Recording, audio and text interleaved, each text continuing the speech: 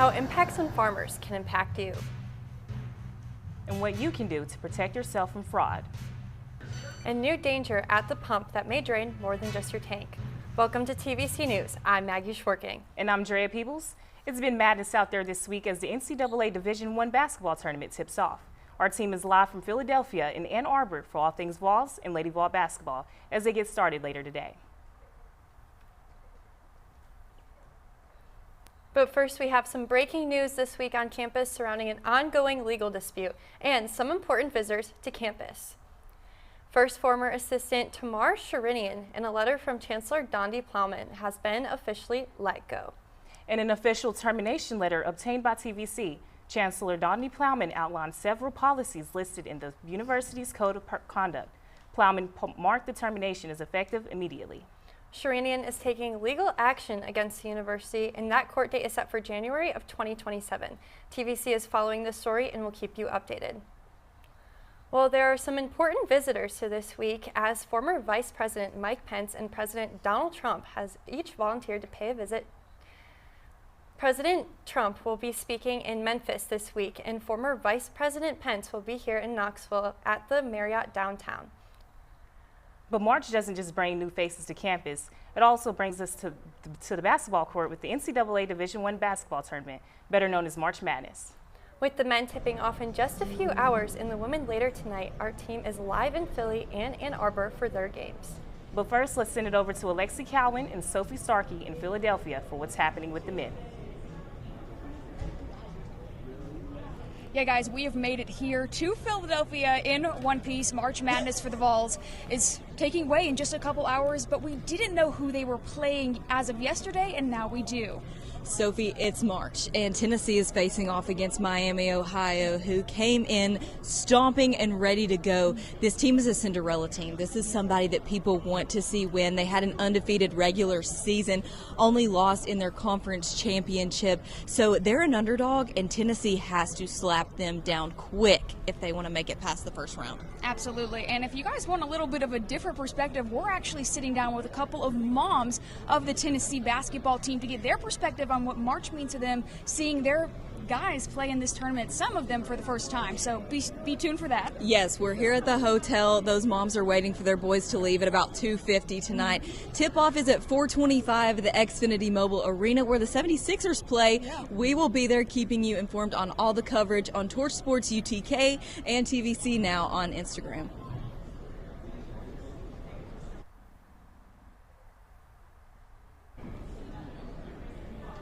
And the Lady Vols are in Ann Arbor, Michigan. Our Luke Lamry and Luca Tao are there to give us a look ahead of tonight's game. Hang up here. Maggie's right. You're exactly right. We're right outside the Chrysler Center here on the campus of the University of Michigan. And while there's nobody here just yet, come 8 p.m. tonight, it's going to be something special. This Lady Vols matchup surely is exciting. An exciting matchup it will be. The 10th-seeded Lady Vols taking on the 7th-seeded NC State Wolfpack, a rematch of the very first game of the season for both of these two teams. But the Lady Vols looking for a revenge game after they lost the opening season 3-point game to NC State. But stay tuned for more coverage later on in the show as we'll bring you everything from Ann Arbor. Back to you at the desk. We sure have some closely contested matchups. And if you're looking to watch, the men will be on TBS at 4:25 and the women will be on ESPN at 8 o'clock. As tap to pay becomes more popular, so do scams. I was actually the victim of card skimming scam over spring break. And I got to sit with Maggie earlier in the week to learn more about her story and how to stay safe. Tap to pay is fast, easy, and used just about everywhere. But for fourth-year student Maggie Schwarking, one tap turned into a big financial scare. I got a bunch of emails saying that my account had fraudulent activity. I checked my account and I was in negatives, basically. Maggie says she used Apple Pay at a gas station, something she does all the time. When the transaction failed and the fraud alerts started rolling in, My heart dropped.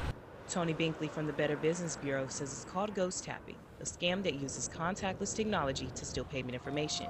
These scams often happen in crowded areas for spring break, where people are moving quickly and not paying attention. Once they, have that information, then they can use it to access your bank account or your credit card, depending on how you paid. With Tap to Pay, your device uses NFC to transfer payment data. If scammers get access to that information, even for a moment, they can use it to charge your account or max out your credit card in minutes. Some transactions can happen almost instantly, sometimes within seconds, before you even realize something's wrong. Before you tap to pay, take a closer look. Because what looks normal could cost you everything. Taking a few extra seconds to check could save you from being scammed. Binkley said always check card readers for loose parts or broken security seals, especially at pumps. Slow down. Make sure that you're checking the receipt, and again, make sure that you set up those alerts on your card. But despite the risk, tap to pay is still considered a safe and encrypted way to pay, as long as you're paying attention. In Knoxville, Thank you, boss. Drea Peebles, TVC. The Better Business Bureau recommends transaction alerts on your bank account as low as $1. So you're notified immediately if something looks off. And when possible, use your credit card instead of debit because it's much easier to recover your money if fraud happens. And along with card skimming scams, fraudulent text messages are also on the rise, targeting people with fake delivery alerts, toll fees, and even fake traffic tickets. As these messages start to look more and more authentic, I spent time to learn how to protect yourself from these attacks. Fraud texts are blowing up your phone. How do you respond? So we're seeing a lot of them come from different states, and you know, it's basically a scare tactic, is to trying to get you to pay something now on the fear of if you don't pay it, you may go to jail or be arrested. Here's what students had to say when asked if they ever received a fraud text. Yeah. I've gotten text messages about my packages being delivered from like UPS, saying to click a link and I can track my package. Whether you're receiving a ticket from Michigan or a notification about an Amazon package, make sure you pause and think before you act. I mean, number one, if you get something about a ticket or a toll or something like that from a state that you haven't been in, you can pretty much assure yourself that it's not real. As far as trying to verify it, the best thing to do is if it's a toll, or maybe SunPass in Florida, for instance, is to call the state. Don't call any numbers that are texted to you, that are delivered to you unsolicited. And that's true in any case. I mean, if you get something about, hey, your credit card's past due, or you owe this medical bill at a certain hospital, the best thing to do is call that hospital directly, call your credit card directly, call the number on the back of your card, not the number that's provided in that communication that came to you. In a world full of constant notifications, your best defense is simple. Pause, verify, and protect yourself, because one quick click can cost you. In Knoxville for TVC News, I'm Maggie Schwarking. When I got that fraudulent ticket, I thought it was real, and I definitely panicked. So next time I plan to take a deep breath and look closely at the message. A new bill has national pharmacy chain CVS worried, and students may lose a piece of infrastructure they rely on. Our Aubrey Curran is joining us live on Cumberland Ave with more. Yeah, chances are if you've been to your local CVS recently, like this one here on Cumberland Avenue, you may have seen this Save Our Store ad hanging on their walls. I know there's a lot in this location here behind me. What they're protesting in this flyer is the Fair RX Act. It's a law that, if passed as is, would ban pharmacy benefit managers from owning pharmacies. This is important because CVS currently utilizes this in their business model. Now, they are saying that if this law passes, it would be catastrophic to the pharmacy industry in Tennessee, but I spoke with someone from an independent pharmacy who told me that this law is necessary. Take a look. What do you think the best outcome of this bill would be? The PBMs don't own their own pharmacies, and that it's a fair practice for everybody, so it levels the playing field. Ben Mooney has been working at Village Pharmacy for the past 16 years. The problem they're complaining about it causing, as having to close stores, is a problem they've caused already. The current CVS business model utilizes prescription benefit managers, or PBMs. They decide which medications get covered by insurance and how much they cost patients. Unfortunately, the PBMs, CVS specifically, has gone unchecked for a long time. Not so great, Mooney says, for independent pharmacies. The owner had to make the decision to either close our location or move to a different part of town and change our business practice. CVS has threatened to close over 134 Tennessee store locations if the act passes as is, leaving over 2,000 CVS employees like Seth White out of a job. You really start to kind of panic, not just for you, but for your coworkers, your staff. It's not just my patients from my store. We've got upwards of 20 stores in Knoxville. CVS Health told TVC News in a statement supporting this bill would devastate pharmacy care access and affordability in Tennessee, adding more than 500 patients would need to find a new primary care provider. If they have to close as many stores as they offer, yeah, it would throw a wrench in things, but it could also allow for independent pharmacies to come back.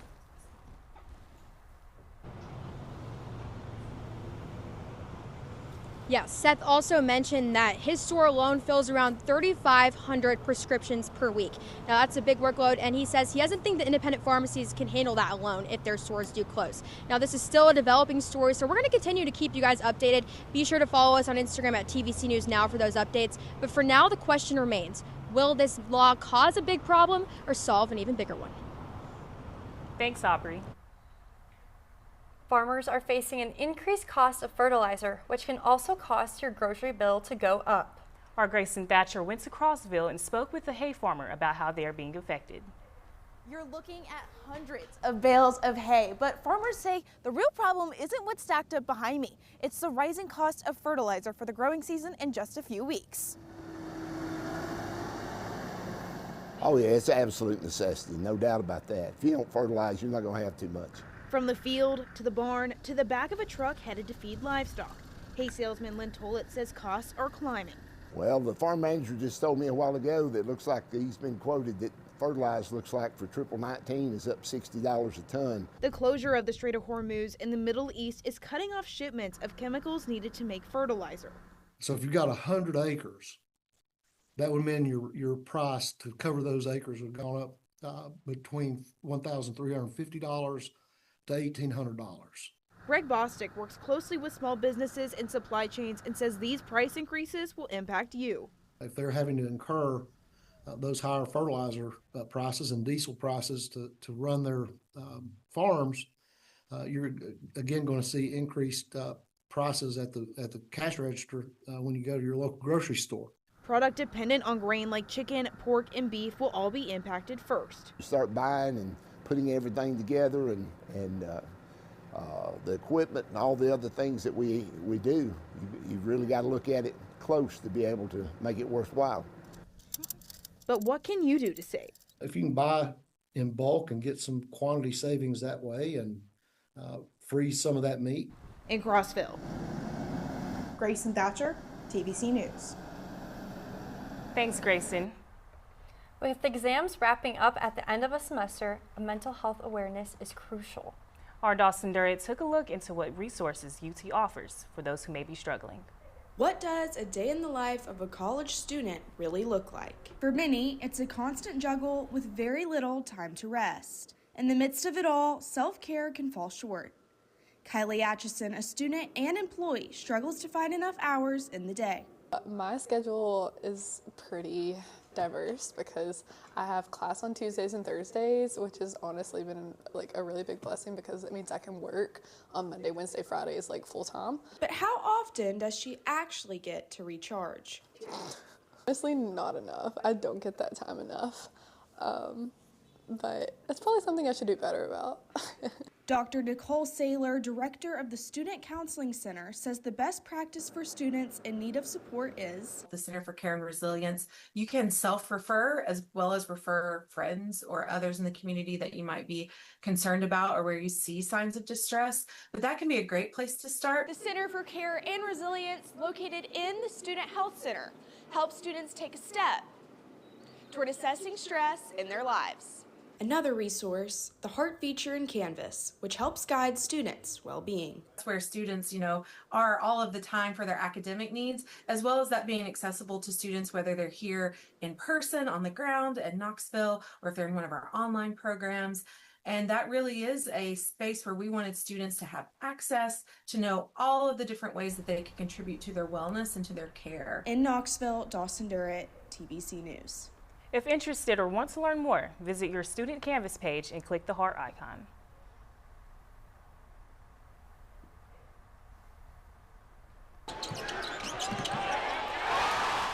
The Vols and Lady Vols are kicking off their March Madness run today.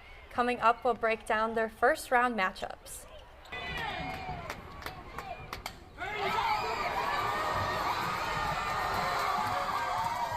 Also, Lady Vols softball faced its toughest test over the season over spring break. We'll let you know how it went when we come back. The Volunteer Channel works around the clock to curate UT news, sports, and event coverage.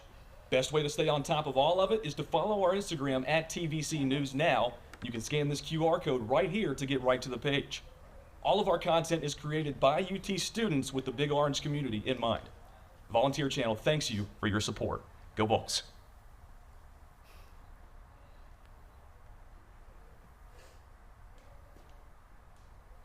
Welcome back to TVC News. We're about 3 hours away from when the Vols tip off in Philadelphia. And we're now being joined by Kenzie Wortman and Lewis Maddox. Guys, it's been an up and down season for both teams.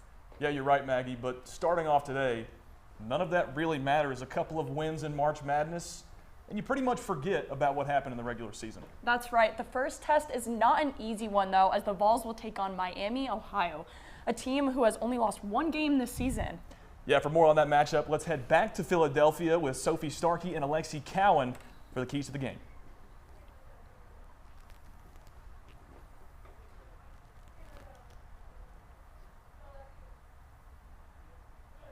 Oh my gosh.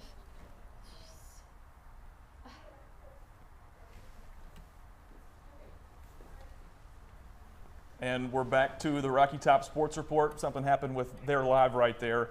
But we've also got our live shot that's going on right now in Ann Arbor for the women's tournament. Luke Attal and Luke Lamry there on site for that one. Guys, we'll throw it over to you. Guys, it's no secret the back half of this Lady Vols basketball season has been anything less than ideal. And Coach Caldwell said it herself. This is one that she's trying to forget. The back half of the season, she's trying to forget, Luke. And Coach Caldwell said it in her press conference yesterday. She's hoping that March is a fresh start for this Lady Vols squad. And when we saw them in practice yesterday, it really looked like it has been. They looked cool, calm, and collected ahead of tonight's matchup. Yeah, and we spoke to a couple of them who say they're simply trying to forget the pressure of this matchup and just focus on relying on their teammates.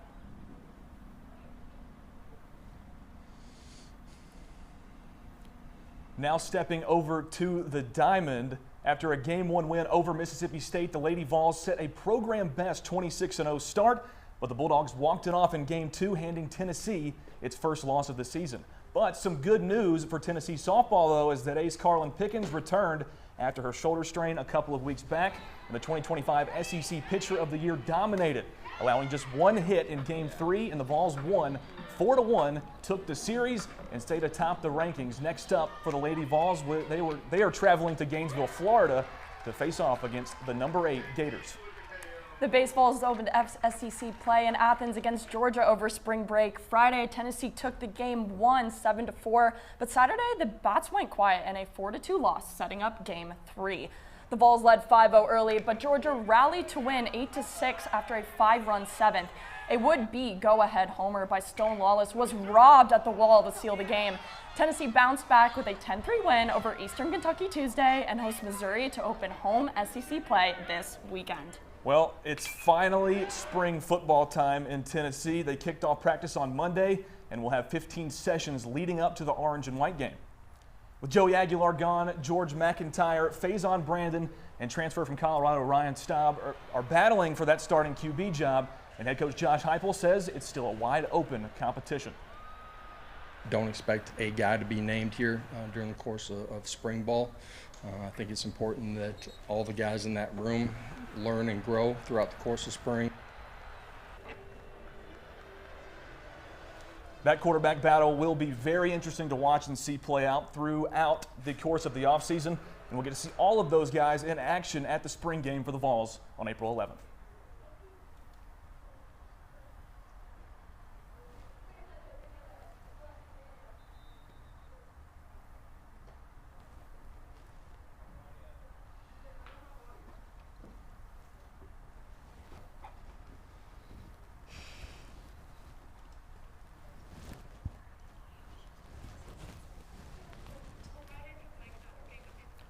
And we're back, and we've had some audio issues with Alexi Cowan and Sophie Starkey, but we're going to throw it back to them in Philadelphia for the guys tournament. Alexi?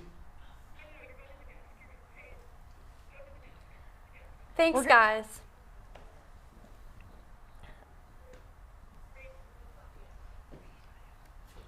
So you can see where basically the entire eastern half of the U.S. was affected by either winter weather or severe weather. And so obviously that impacted a lot of people's spring break plans. And how can some students get an unexpected extension? The Volunteer Channel works around the clock to curate UT news, sports, and event coverage. Best way to stay on top of all of it is to follow our Instagram at TVC News Now. You can scan this QR code right here to get right to the page. All of our content is created by UT students. We're transmitting. With the community in mind. The Volunteer Channel thanks you for your support. Go Vols.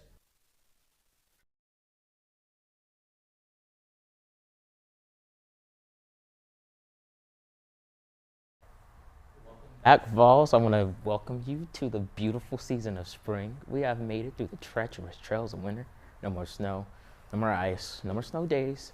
But look at these beautiful temperatures. Look at Knoxville, 57 degrees. Monroe, 55, 61 in Pigeon Forge. But in true spring fashion, we do have a couple rain showers to come in. The National Weather Service is predicting a cold front to sweep through Tennessee and pull us some rain. Don't worry, we're not getting any snow or any cold temperatures. We are still getting some scattered showers though, especially if you're going to the baseball game afternoon and Saturday. Sunday, we do have a couple scattered showers, but that chance is starting to dwindle. We do see some scattered showers and thunderstorms up in the north, but for us, not really. Look at Friday, 70 degrees with the low in 54. But our Saturday chances, look at our scattered showers coming in. You're mainly going to start these showers pouring in around 5 p.m. to 6 p.m., especially around the baseball game time. But Sunday morning, a high of 83 degrees with a low of 58. You want to make sure this is not going to be something you're going to be worried about. You want to make sure you have some sunscreen because the UV rays are going to be something you want to worry about. But Monday, beautiful 70 degrees with a low of 41 as you march to class Sunday. As we look back on everything in winter and spring, we get to enjoy this beautiful spring weather. We want to see your pictures from us. Send it to us at TVC News Now. Back to you guys at the desk. Thank you, Robert. Was your flight delayed coming home from spring break, and do you want to know why? Here's TVC reporter Kaylee Smith with more. Audra Gillespie's trip back home after spring break wasn't easy. We flew out of Miami airport and we got there early and everything. And I guess there was like a lot of rain, so they grounded our plane for a while. Facing more challenges later on during her Chicago layover. Chicago airport, when we got there, it was sleet, storm, whatever. And to also have a tornado in Nashville, it just was a whole circle of everything that could go wrong went wrong. Students traveling the globe had issues getting back home during spring break due to inclement weather. The northern half of the country had a massive snowstorm. And so that was causing hundreds of flights to be canceled, delayed. In the south, this is where we had hundreds of reports of severe weather, wind damage, and tornadoes. It ended up being more than 20 confirmed tornadoes, but the reports of tornadoes were more than 48. Spring storms are common during spring break, said meteorologist Heather Haley. So you can see where basically the entire eastern half of the U.S. was affected by either winter weather or severe weather. And so obviously that impacted a lot of people's spring break plans. Haley suggests downloading a weather alert app with GPS-based alerts so students can stay stress-free when they travel. It was just really stressful because we had classes on Monday, and with midterms and exam season, we were just stressed we wouldn't be back in time for that. In Knoxville, Kaylee Smith, TVC News. Don't forget to download those weather apps and stay safe, Vols. And if you're looking for a place to enjoy Vol and Lady Vol basketball today, then head over to Yeehaw Brewing Company and join other Vols as they hope to celebrate an on-court victory. Our Allie Seaton has more. Thank you, guys. Yes, I'm here at Yeehaw, the official watch party location of the Tennessee Volunteers. And good news, all ages are welcome. And since it's not a normal game day, your four-legged friends are allowed to join in as well. Now, I do have some deals for you. They have a $15 beer bucket and $6 vol bombs while supplies last. Along with that, they do have Prince's Hot Chicken and my personal favorite smash burger here in Knoxville. Now, whether you're wanting to watch as many games as you can or just the Tennessee Volunteers, they're going to have quad box viewing. That means not one, not two, not three, but 4 screens all at once. They're going to be on these big screens like the one right behind me. Now, be sure to tune in at 4:25 to catch the men's basketball team play against the Miami Redhawks. And then at 8 p.m., you can catch the Lady Vols against NC State. I'm going to toss back to you guys because I got to go get me a seat. Thanks, Allie. For the first time in over a decade, the University of Tennessee Pride of the Southland Band will have an all-female drum-majing team. For the first time in over a decade, the University of Tennessee Pride of the Southland Band will have an all-female drum major team. Cindy Flemican will lead the band next season as the drum major, a role that comes with both pressure and pride. It is daunting. It's a lot of weight on the shoulders of I can't mess up, but I'm also more excited than anything to get to be in this role. Flemican says the moment isn't just exciting, it's rare. The only other time that I know that it's happened was with Rebecca Percy and her assistant, and I actually took lessons from Rebecca. So her and I have talked about it, and it's just super exciting that both those opportunities have happened with 2 people that know each other already. She'll be joined by assistant drum major Grace Dobrescu, who says this opportunity came as a surprise. I'm so excited. I had never auditioned for drum major before, so I feel really honored, and I'm just so excited to step into this role next year. As they're preparing for next season and getting ready to take the field, they are making history. In Knoxville, Caitlin Kirkpatrick, TVC News. Now, that's just awesome. I mean, growing up being a band kid myself, that just makes me so happy to see that. But that's all we have for TVC News this week, but be sure to follow us on our Instagram at TVC News Now for more live coverage. And for all things Vols in March Madness, you can find live coverage from Torch Sports on Instagram at Torch Sports UTK and Twitter at Torch_Sports_UTK. For TVC News, I'm Maggie Schwarking. And I'm Drea Peoples. Have a great weekend, and as always, go Vols! Vols. The Volunteer Channel works around the clock to curate UT news, sports, and event coverage.